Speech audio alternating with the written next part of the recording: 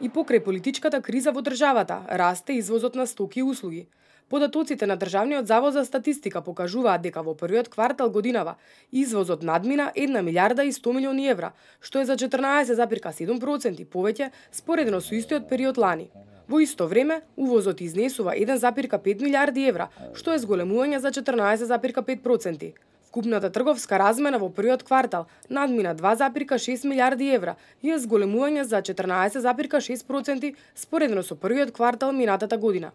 Јазот во трговската размена изнесува 72,6%.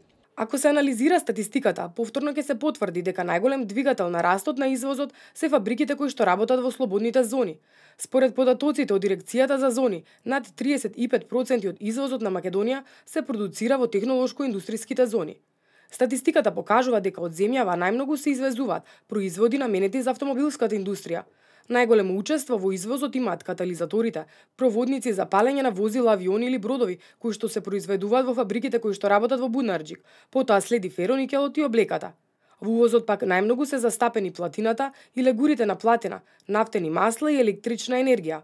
Заклучно со март, од фабриките кои што работат во зоните се извезени стоки во вредност од над 500 милиони евра. Во првиот квартал годинава, според вкупниот обем на надворешно-трговска размена, Македонија најмногу тргувала со Германија, Велика Британија, Грција, Србија и Бугарија.